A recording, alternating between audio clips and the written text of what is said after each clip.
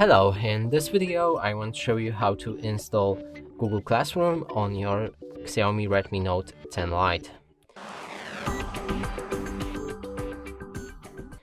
And to do this, we'll need to open a Google Play Store. Right here, try to find Google Classroom.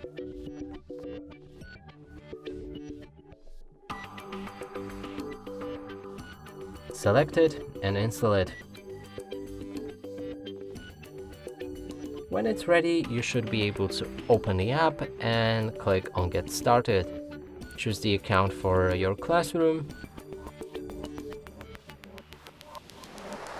Now press on this plus button, join class, enter the class code right here, and when you're ready, press on the join button to enter the class.